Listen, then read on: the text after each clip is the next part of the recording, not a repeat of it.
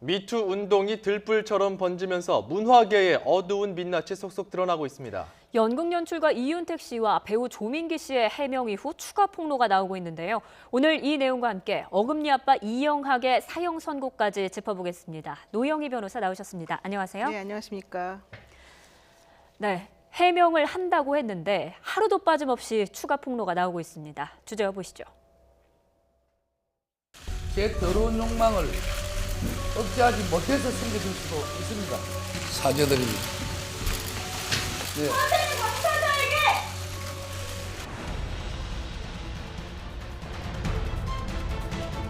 그 발정에 대한 얘기를 하면서 사타구니 안으로 손을 쑥 집어넣어갖고 밑을 만지기 시작하는 거예요.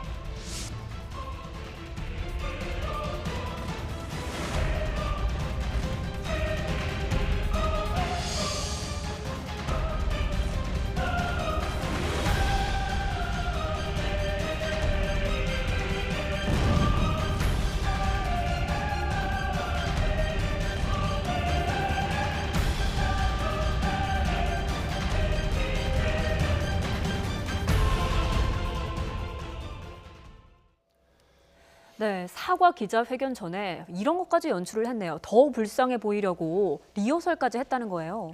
그러니까 그 오동식 그 연희당 거립회 배우 겸 연출가가 자신의 SNS를 통해서 이제 밝힌 내용인데 사실 그 물론 이제 미흡한 사과였지만 그럼에도 불구하고 어쨌든 사과를 했다 이제 우리는 그렇게 받아들이지 않았었습니까? 그런데 알고 봤더니 그것 자체가 사실은 본인이 그동안 깨해왔던 그러니까 연극의 연출과 같은 것이었다. 특히 그 변호사에게 형량이 얼마나 될지 물어보고 또한 그 7명 정도 본인의 이제 지인과 같이 모여 대책회의를 7회에 걸친 대책회의를 하면서 불쌍한 표정을 지어야 된다라고 하는 요구를 받고 뭐 표정 연습을 하는 등 여러 가지로 봤을 때는 이제 지옥의 아수라장이었다. 또 본인이 보기에는 괴물이었다. 이제 이런 얘기를 지금 하고 있는데요. 이 말이 정말 사실이라고 한다면은 정말 더 2차적인 추가 충격이라고 하는 것이 우리 입장에서는 어쩔 수 없는 그런 느낌이어서 지금 나오고 있는 저 부분도 그 폭로 내용을 토대로 좀 재구성된 화면들이거든요. 네. 뭐 기자회견 리허설을 하자고 얘기를 하니까 예상 질문을 해봐라. 마치 뭐 선거를 앞둔 어떤 후보가 미리 어떤 토론회 연습을 나가듯이 성폭행 제보가 있는데 사실입니까? 거기에 대해서 대답도 하고요. 선생님 표정이 불쌍하지 않아요. 뭐 이렇게 하면 어떠냐 하면서 그 서로 합을 맞춰봤다는 거죠. 근데 어쨌거나 지금 이 배우의 폭로이고 이제 주장인데 이런 상황에서 우리가 이걸 또 어디까지 또 이해하고 또 받아들이고 수용해야 될지 사실 지금 나온 것만으로도 벅차거든요. 맞습니다. 사실 이제 지금 추가 폭로가 연이어서 이어지고 있는데 그 내용이나 수위 같은 것들이 상상을 초월하는 것이기 때문에 우리들이 일반적으로 받아들이기 매우 어려운 상황인데 이제는 아예 예행 연습까지 하면서 본인에 대해서 법적인 처벌이 어렵다라고 하는 것을 인지한 상태에서 대국민 사기극을 벌였다라고 하는 게 사실 이 사건의 핵심이 아닌가라고 생각이 좀 들거든요.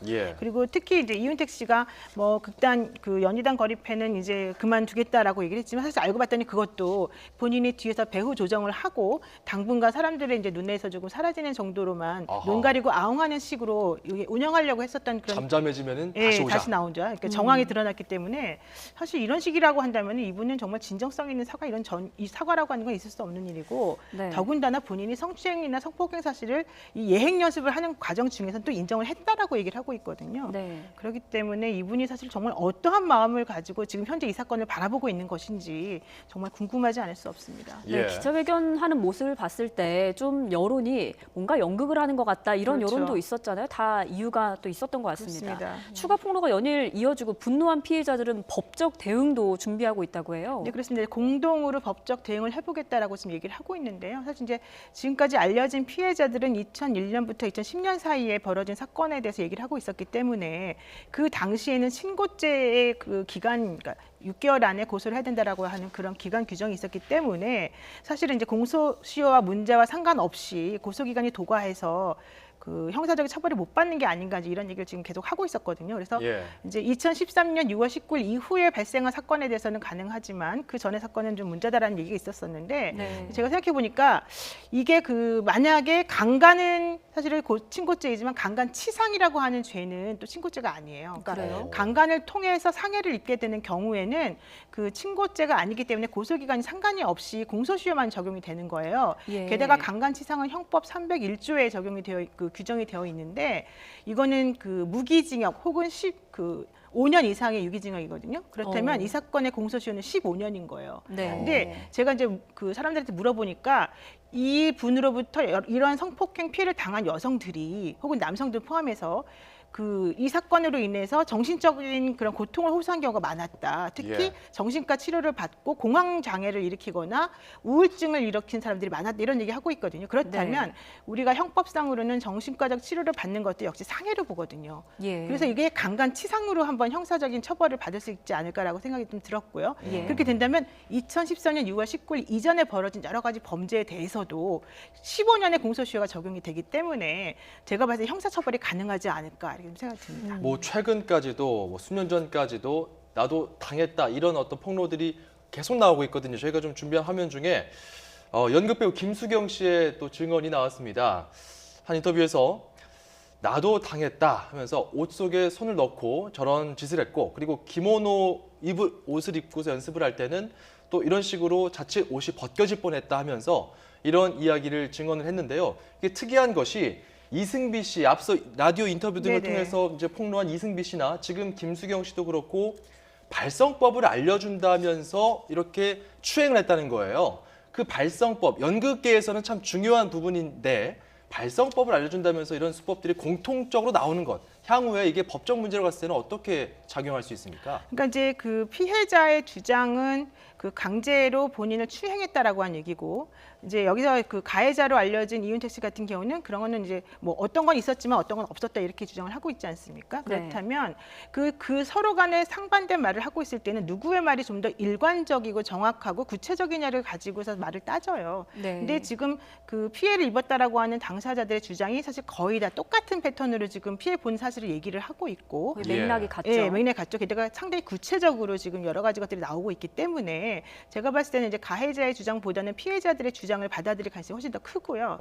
특히 이제 발성법과 관련돼서는 예를 들면 이승비 씨 같은 경우에는 본인이 연극의 주인공이었는데 연극 같은 경우에는 배에서 나오는 소리를 이제 그 몸을 그렇죠. 통해서 울려서 바깥으로 소리를 내야 되기 때문에 이 몸을 사실은 그 발성법이라고 하는 걸 얘기하면서 몸을 안 만질 수가 없다. 근데 이윤택 씨 같은 경우는 특히 이제 배를 중심으로 해서 발성을 알려준다고 하면서 온몸을 더듬고 이제 손이 아래로 내려가서 본인에게 추행했다 이런 얘기거든요.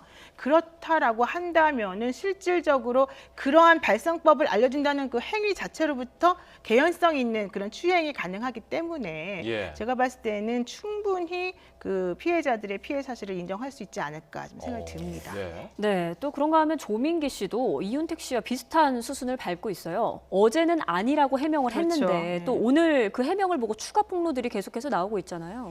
그러니까는 2016년 뭐 17년에 그 있었던 여러 가지 사건에 대해서 학교에서 그 어떠한 그 SNS를 통해 가지고 사실은 2017년 초에 이제 조민기 씨가 그동안 여러 방식으로 해왔던 학생들에 대한 추행 사실이 이제 알려졌는데 조민기 씨는 그 사실이 알려지자마자 본인은 도의적인 책임 때문에 그리고 또 사실은 그것과 관련해서 뭐 협박을 받았는데 피해 학생들과 가족을 생각해서 그냥 조용히 넘어가기 위해서 사표를 그냥 낸 것이다. 그랬는데 학교에서는 조사를 하겠다는 이유로 본인의 사표를 받지 않았었다가 최근에는 피해자가 나타나지 않아서 그냥 이걸 정리하기로 했고 그래서 본인은 해임당한 것이 아니고 사임한 거다라는 이제 입장을 냈었지 않습니까? 네. 예. 그랬는데 그러한 내용의 그 공식적인 얘기가 나오고 나니까 그 졸업생들을 중심으로 해서 조민기 씨가 한 것은 전부 다 거짓말이다. 그동안에 우리에게 했던 행동은 이러이러한 것이다라고 하는 내용이 아주 구체적인 진술을 통해서 지금 나오고 있는데요. 아주 세세하더라고요. 바로 저 네. 장면입니다. 배우 송하늘 씨가 폭로를 했습니다.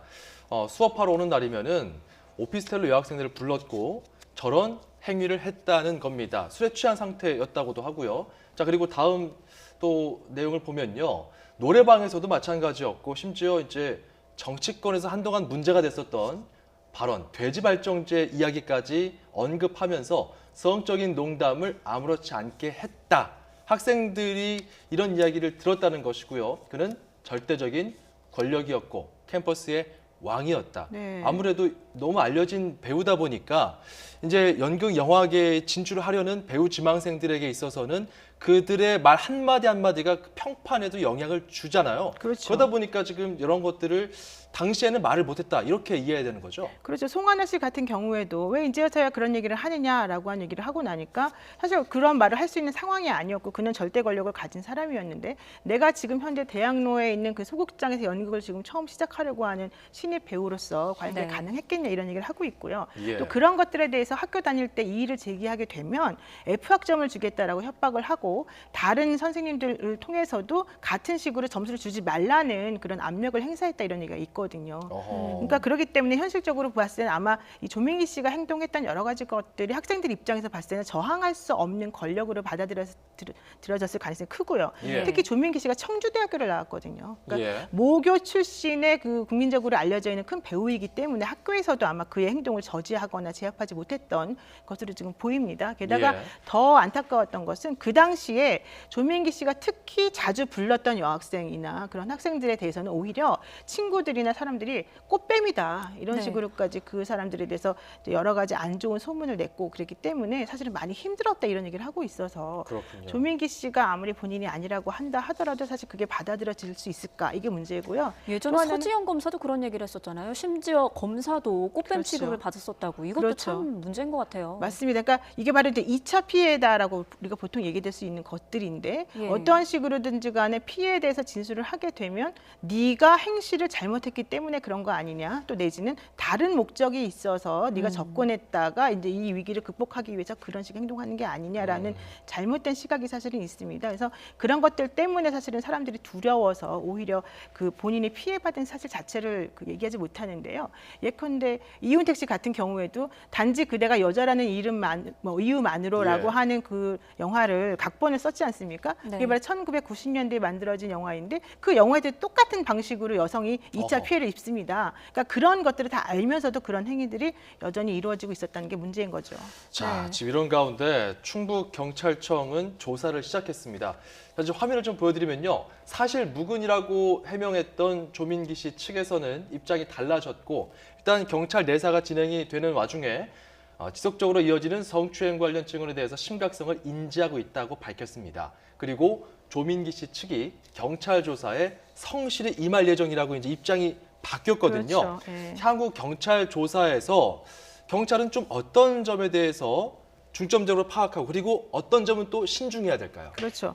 그러니까 이제 조민기 씨 입장은 사실 소속사를 통해서 나왔던 것들인데 그 아직 그 사실이 아니다라는 식으로 처음에 부인을 했었었고요. 그러면서 만약에 잘못된 사실을 허위 보도할 경우에는 엄중 대처하겠다라고 한 얘기를 이제 그동안 했지 않습니까? 예. 그렇다면 그동안에는 사실은 전부 다 부인하고 있는 것인데 오늘 이제 나온 입장은 일단은 인지하고 있다 상황 자체를 그리고 성실히 임하겠다라고는 했지만 본인이 성추행했다는 걸 인정한 건 아니에요. 그렇기 때문에 피해자들과의 말이 사실은 다르다라고 볼 수 있고요. 만약에 저런 상황이라고 한다면 경찰에서는 양쪽의 진술을 다 들어보고 그 진술 중에서 어떠한 말이 맞는 것인지를 판단하기 위해서 정황 증거들을 수집할 수밖에 없습니다. 예. 왜냐하면 강제추행과 같은 그런 행위에 대해서는 직접적으로 그 목격한 사람이 있지 않는 이상은 사실은 양 당사자의 말밖에 있을 수가 없기 때문에요. 그렇지만 지금 피해자들의 구체적인 증언에 따르면 1대1로 그 있을 때 조민기 씨가 추행한 것도 있지만 뭐 여학생 2명을 불러다가 그 오피스텔에서 술을 마시면서 뭐 한 행위라던가 예. 아니면 집에 가지 말고 여기서 자라라고 하면서 했던 행위라던가 또 그 피해 여학생의 남자친구와 같이 한번 오라고 해서 뭐 남자친구에게 술과 함께 약을 먹여서 취하게 한 다음에 자기를 추행하려고 했던 행위라던가 이런 여러 가지가 있기 때문에 네. 아마 제가 봤을 때 목격자가 이제 꽤 있는 것으로 지금 보여져요. 네. 이렇게 된다면 조민기 씨 혼자 이제 부인하는 상황이 되고 나머지는 객관적인 증거들과 뭐 여러 가지 것들이 같이 있는 상황이기 때문에 훨씬 더 무게중심이 피해자들의 주장을 이제 인정하는 쪽으로 갈 수밖에 없죠. 근데 이제 예. 아직까지 이 경찰서에서는 고소나 고발이 정식으로 들어온 건 없다라고 이제 얘기를 하고 있지만 사실 이 사건은 2013년 이후부터는 그 친고죄가 아니기 때문에 언제든지 내사가 가능하고 인지하면 곧바로 수사할 수 있기 때문에 경찰이 앞으로 어떤 식으로 이제 조치를 취할지는 좀 봐야 될 것 같습니다. 신고가 들어오지 않아도 내사가 진행될 수 그렇죠. 있다. 예, 가능합니다. 그리고 만약 고소나 고발을 진행한다면 다 같이 모여서 집단 행동을 하는 게 더 유리하겠군요. 그렇죠. 그게 훨씬 더 유리하죠. 왜냐하면 이제 한 명이 주장하는 것하고 여러 명이 같은 패턴으로 이런 식으로 피해를 입었다라고 주장하는 것이 이제 다른 상황이 되는 것이고요. 네. 그렇게 되면 이 사람이 이제 상습적으로 성추행을 한 사람이 되기 때문에 죄질이 훨씬 더 나쁘다라고 보여지거든요. 만약에 인정이 된다면 피해자에 대한 정신적 피해 보상은 어떤 식으로 진행되는 겁니까? 이제 그 형사적인 처벌과는 별도로 그 민사적으로는 이런 행위를 불법 행위라고 이제 우리가 이름을 짓는데요. 이런 불법 행위의 경우에는 그 가해자가 누구인지 안 날로부터 3년, 그리고 혹은 그런 사건이 있었던 날로부터 10년, 이 3년과 10년 중에서 어떤 것이 먼저 도래하느냐에 따라서 먼저 도래하는 날을 기준으로 해서 이제 그 소멸시효가 진행이 되는데요. 예컨대 이제 가해자가 누군지, 조민기 씨가 뭐 선생님이니까 당연히 가해자가 누군지 알았겠죠. 예. 그 때로부터, 그러니까 추행을 당한 때로부터 3년이 지나지 않았다라고 한다면 정치적 손해배상 청구가 가능하다고 봅니다. 자, 지금 이런 상황에서 사실 그 언론에서도 상당히 조심스러운 것이 이게 이제 법적인 그렇죠. 부분으로 들어가게 되면 이제 피해자들의 이야기를 충분히 또 수렴하면서도 동시에 조민기 씨 측 이야기도 들어봐야 되는 것 아니겠습니까? 그렇죠. 이런 시점에서 참 이런 점은 보도하는 사람들이나 그리고 바라보는 국민들도 어떻게 좀 바라보면 좋겠나, 이 사안에 대해서 좀 정리해 주신다면 어떨까요? 이제 이 사건, 이런 식의 사건을 다룰 때 정말 조심해야 되는데요. 근데 제가 이제 물론 피고인들 쪽 변호를 많이 하다 보니까 느끼는 것이기도 합니다만은 이런 사건은 사실 선정적이고 충격적인 내용들이 많이 포함되어 있기 때문에 일단 그런 식의 폭로가 이제 생기게 되면 사람들이 먼저 그 폭로 자체에 되게 집중하는 경우가 많고요. 그 폭로가 이어지다 보면은 그러한 폭로와 관련되어 있는 가해자로 지목된 사람의 말을 사실은 듣지 않으려고 하는 경향이 조금 있어요. 그리고 그분들이 자신의 말을 뭐 공식적인 루트를 통해서든 간에 발언할 기회 자체가 사실은 봉쇄되는 경우가 많이 있기 때문에 현실적으로는 이제 폭로하는 사람이 이제 피해자라는 입장에서 그쪽의 얘기를 이제 좀 더 중점적으로 듣기 마련이지만 그럼에도 불구하고 아직까지는 진실이 확인된 게 아니기 때문에 네. 또 가해자로 지목된 사람이 내가 범행을 시인합니다라는 말을 하고 있는 것이 아니고 적극적으로 부인하고 있는 상황이라고 한다면은 이제 보도를 하거나 혹은 말을 옮기거나 우리 이제 일반인들이 다른 사람하고 이 주제에 대해서 논의를 할 때에도 좀 조심스럽게 상대방의 입장이 무엇인지 명확히 밝혀준 다음에 여러 가지 가능성을 염두에 두고서 말을 하는 것이 필요하지 않을까 싶습니다. 네, 알겠습니다. 어쨌든 이렇게 일파만파 번진 성추행 사건이 오늘 운영위에서도 도마 위에 올랐습니다. 지난해 문 대통령의 뉴욕 방문 기간에 발생한 경호처 파견 해군 부사관의 인턴 성희롱 사건도 관심을 모으고 있는데 오늘 경호차장이 사과를 했습니다. 들어보시죠. 이 자리를 빌어서 그 상처를 준 피해자 및 가족분들께 다시 한번 송구한 마음으로 성실히 답변할 수 있도록 하겠습니다. 네, 지난 순방 때 출국 전에 수행원들에게 수행원 행동 지침 교육을 실시한 바는 있으시죠? 그 수행원 행동 지침은 그 인턴 등 그 현재 지원 인력에 대한 공무의 호출 및 사적 지시 금지 등 뭐 이런 형태의 여러 가지 분야의 교육 내용이 되겠습니다. 네. 작년 9월 23일 17시경에 공항에 도착을 했고 예. 그 사무실 복귀한 이후 20시부터 바로 조사가 시작됐습니다. 경호처는 어떤 조치를 취하셨나요? 가해자뿐만 아니라 그 자리에 동석해 있었던 모든 인원들에 대한 감사안실 조사를 시작을 했습니다. 참 여기저기서 참 수면 위로 올라오고 있는데 부끄럽습니다, 여기에 진짜. 경호처 직원에 대해서 물징계가 아니냐 이런 논란도 있었습니다. 네, 그렇습니다. 근데 그것에 대해서는 해명을 좀 했죠. 그래서 이게 2017년 9월 21일에 그 문 대통령의 그 뉴욕 방문 중에 이제 일어난 일이었는데 파견된 부사관이었습니다. 그렇죠. 이제 예. 경호처 파견 해군 부사관이 저지른 일인데 예. 이게 9월 21일에 그러한 식의 그 현지 인턴을 상대로 한 성추행이 있었었고 현지 인턴이 문제를 제기하자마자 그 2017년 22일 날 이제 귀국 조치를 내렸고요. 그 다음 날 그리고 9월 23일 날 5시에 공항에 도착을 해서 저녁 8시부터 곧바로 이 사람에 대해서 이제 조사가 시작이 되었다. 그리고 더 중요한 건 이 해군 부사관에 대해서만 조사가 이루어진 게 아니고 당시 동석했었던 사람이 8명 정도가 되는데 예. 그 8명에 대해서도 같이 조사를 하면서 특히 징계가 이 해군 그 부사관에 대해서는 정직 3개월이라고 하는 징계를 내렸고 나머지 8명 중에서 4명에 대해서는 이제 상관으로서 그런 것들을 막지 못했던 책임을 물었고 다른 4명에 대해서는 또 역시 이제 동석한 사람으로서 그런 행위가 벌어지도록 놔둔 것에 대한 책임을 물어서 예. 이 9명 전체를 다 징계했다는 얘기입니다. 근데 이제 그 이것과 관련해서 은폐 얘기가 이제 많이 나왔었기 때문에 그 부분과 관련해서는 그 피해자가 더 이상 이제 이것들이 거론되면서 본인이 2차 피해를 입는 것을 막고자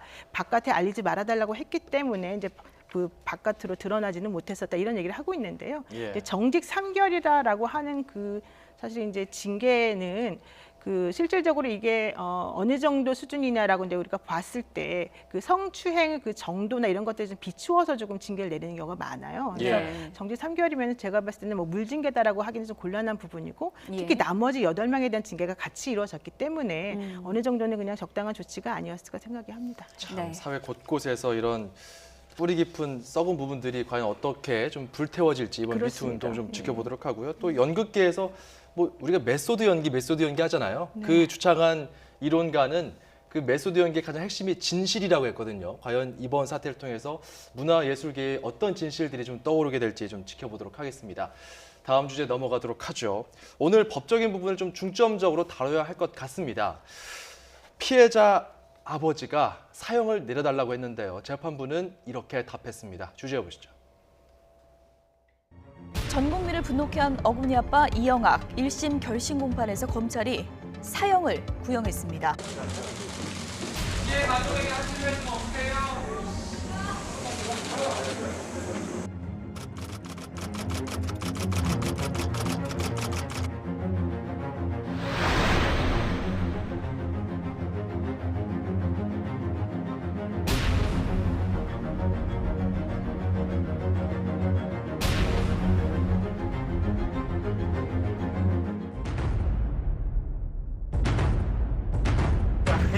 홈페이지 오시면요.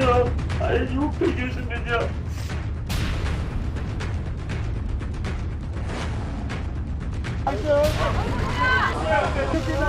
한장 검증에 동의하시고.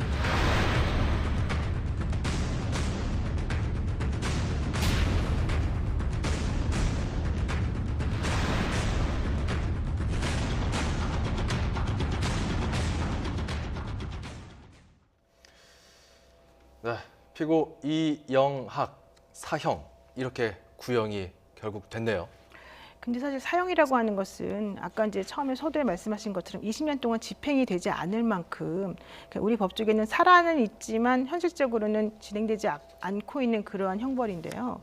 그 나라는 다른 사람의 목숨을 뺏는 것 자체에 대해서 처벌을 하는데 그러면서 오히려 그 처벌이라는 것을 명목으로 해서 그 피고인의 뭐 목숨을 빼앗는 것이 과연 타당한 것인가 이제 예. 그런 사실은 이제 철학적인 문제에서부터 시작을 합니다. 사형이라고 하는 걸 해야 되는지 말아야 되는지에 대해서 그렇지만 재판부 입장에서 봤을 때 반드시 사형이 필요할 정도로 그 죄질이 나쁜 사람들에 대해서는 사실은 재판부가 상당히 고심을 많이 합니다. 예. 그래서 오히려 사형이라고 하는 선고를 1심에서 내릴 때에는 재판부들이 거의 한 달 정도 막 그 고민과 또 수면 부족 그리고 이런 것들 때문에 많이 고민을 하고 힘들어한다라는 얘기를 제가 판사들에 들었어요. 예. 그랬는데 그럼에도 불구하고 이제 이 사건 같은 경우에도 이 재판부가 보기에는 이영학 씨가 교화의 가능성이 없다라고 판단했기 때문에 사형을 내리신 것 같아요. 예, 예.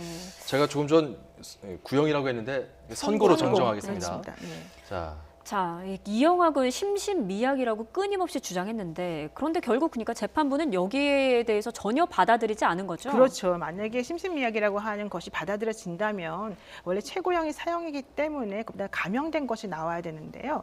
지금 그 이영학 씨가 그동안 뭐 법조인이나 가족들에게 보낸 200페이지, 그러니까 100장 분량의 편지 20통 정도로 내용을 살펴보게 되면 예, 장애인 단체와 연계를 해서 자신이 심신미약의 장애인이 저지른 범죄이기 때문에 깎아줘야 된다, 형을 깎아줘야 된다라고 하는 식으로 우리가 운동을 펼치자 이런 내용을 하고 있습니다. 예. 근데 과연 그렇다면 그런 식의 내용을 쓸 수 있는 사람이 심신미약이라고 하는 상태에서 이 범죄를 저질렀다고 할 수 있을 것인가? 예. 게다가 더 중요한 건 2007년도부터 이 사람이 대국민 사기극을 벌이면서 그 수급해간 돈이 9억 4천만 원인데요. 야. 심신미약 상태에서 이 일이 벌어졌다고 보기는 어렵지 않습니까? 예. 이제 이런 여러 가지 것들을 살펴보게 된다면 심신미약 주장은 사실 하나도 받아들여지지 않은 거다라고 볼 수밖에 없습니다. 지금 저 장면 지금 그 지난달 30일에 최후 변론, 그러니까 그 결심 공판이죠. 구형되는 날에 나온 변호인 측 이야기입니다. 이영학 측 변호인 지적 능력이 떨어지고 희귀병, 거대 백악종으로 수술을 여러 차례 받았고 불우한 어린 시절을 보냈다. 이런 점들을 감안해서 선처해달라고 요청을 했는데 이게 이제 안 받아들여진 거죠. 지금 그 변호인이 얘기한 저런 종류의 그 사실들은 뭐 당연히 사실이지 않습니까? 지적력이 떨어진다라고 우리가 알고 있고 또 거대 백악종이라는 수술 받은 것도 알고 있지만 저런 것들은 양형에 참작하는 사유 중에서 감형을 주장하는 때 사용되는 전형적인 정상 참작 사항입니다. 저 사람이 왜 저런 식의 범행을 저지를 수밖에 없었는가 하는 점을 재판부에 소명하는 것인데 예. 그럼에도 불구하고 재판부에서는 저러한 식의 것을 오히려 이용을 해서 사람들을 계속해서 나쁘게 하고 있다. 그래서 결과론적으로는 교화 가능성이 전혀 없고 네. 또한 그 무기징역이라고 하는 것을 해두어도 이 사람에 대해서는 죄질이 너무 나쁘기 때문에 사형에 미치지 못하기 때문에 난 사형을 선고한다. 이런 식으로 판단을 했습니다. 그러니까요. 예. 정말 이영학 방송할 때마다 좀 섬찟한 게 워낙에 말씀하신 것처럼 죄질이 안 좋았지 않습니까? 재판부가 아예 사회와 격리시키겠다는 그런 의지가 반영된 것이죠. 그러니까 재판부에서도 사형 집행이 20년 동안 이루어지지 않는데 사형 선고라고 하는 게 무슨 의미가 있느냐라고 네. 하는 이제 얘기 때문에 특히 저런 고민을 많이 했던 것으로 지금 보이는데요. 뭐 우리나라 같은 경우는 사실 뭐 가석방 없는 종신형 이런 제도가 사실은 없지 않습니까? 네. 결과적으로 그냥 무기징역이라고 하는 것이 나중에 혹시 좀 그 교도소에서 수감 생활을 하면서 좀 그 정상적인 생활을 하고 잘 뉘우치는 것 같으면 또 깎아주기도 해요, 유기징역으로. 예. 그렇기 때문에 그런 식으로 깎아주는 것을 아예 미연에 방지하고자 아마 사형을 선고한 것 같고요. 예. 그 재판부에서는 그 이영학 씨가 처음부터 보여준 태도 전부 다가 연극적인 행동이었고 실질적으로 진정한 의미의 그런 반성하는 것이 아니었다라고 판단을 한 것 같습니다. 예. 자, 지난 그 형이 내려질 때 일단 구형이 나올 때 피해자 아버지도 재판정에 있었습니다. 그렇죠. 사형을 집행해 달라면서 재판부에 눈물로 호소했거든요. 꼭 이 이영학 부녀에게 사형을 선고하고 또 집행해 달라. 딸은 엄마 아빠가 내 부모님이어서 너무 행복하다고 말하는 사랑스러운 아이였다면서 그 당시 재판정을 또 눈물로 빠뜨렸습니다. 그리고 검찰도 구형하면서 이런 얘기를 했습니다. 자, 검찰이 사형을 구형하면서 한 얘기, 여중생의 귀에 대고 속삭였을 목소리를 생각하면 치밀어 오르는 분노를 참을 수가 없다고 했습니다. 그리고 분노 감정으로 폭발하게 된다면은 이 분노의 감정으로 처벌할 수는 없다. 더 큰 피해를 막고 우리 사회의 믿음과 정의를 세우기 위해서는 뭔가 결정을 내려야 된다. 지금 화면은 이제 재판부 화면이 나오고 있는데요. 저희가 또 준비한 검찰의 그 구형 당시의 또 내용들이 있거든요. 자, 바로 요 내용들입니다. 그래서 어찌됐건 당시에 검찰도 이 사형을 구형하면서 굉장히 좀 울먹였다고 하더라고요. 사실 그렇습니다. 이제 한 사람의 목숨을 빼앗는 것이 사실은 아무리 그 사람이 잘못을 저질렀다 하더라도 그 누구에게도 그것이 뭐 그냥 넘어갈 수 있는 그런 정도의 일은 아니겠죠. 근데 이제 중요한 것은 그 피해자의 부모나 피해자가 느꼈을 그런 여러 가지 고통을 당신이 도대체 아느냐, 당신은 그 다른 사람의 고통과 관련된 공감 능력이 있느냐, 이제 이런 부분에 대해서 사실은 재판부가 오늘 지적을 많이 했거든요. 예. 게다가 그 이영학 씨의 딸에 대해서도 아직 15살밖에 되지 않은 소년이긴 하지만 그럼에도 불구하고 아버지가 딸의 친구를 유인하라고 했을 때 그 친구가 어떠한 식의 그런 그 피해를 입을지 분명히 알면서도 그런 행동을 했다는 것에 대해서는 예. 정말 너도 정말 책임이 크다, 이제 이런 입장을 보이면서 결과적으로 형을 선고했는데 예. 이런 여러 가지 것들을 보았을 때는 이영학 씨가 주장한 모든 것들이 아마도 이 사회에서는 정말 도저히 용인될 수 없는 수준의 그런 최악의 범죄다라고 하는 것을 모든 사람들이 인정하고 있는 게 아닌가 생각됩니다. 여쭤볼게요. 네. 그 아버지와 이 검찰의 울먹임과 부르짖음, 오늘 재판부가 뭐 추악하다, 잔인하다라는 표현까지 쓰면서 선고를 했는데요. 여기에 응답한 것으로 봐도 되는 것인지, 그리고 이영학 측에서 또 항소할 가능성도 있는 건지 좀 짚어주시죠. 네, 그렇습니다. 일단 이영학 씨 입장에서는 당연히 무조건 항소를 할 것 같습니다. 왜냐하면 이제 사형이 선고된 경우에는 사실은 다 그냥 거의 자동적으로 항소를 한다라고 볼 수밖에 없고요. 이영학 씨가 1심부터 계속 주장해왔던 것은 제발 사형만은 시키지 말아달라고 하는 것이었기 때문에 당연히 사형이 무기징역만 피해달라라고 했었죠. 사형도 시키지 네. 말아달라 그랬고 자기 자신에 대해서는 좀 빨리 나가게 해달라 뭐 이런 취지였는데 예. 어쨌든 중요한 것은 이 사람이 계속해서 본인의 감형과 관련된 여러 가지 노력을 많이 했다는 것이거든요. 그렇기 때문에 당연히 이제 항소는 할 것 같고요.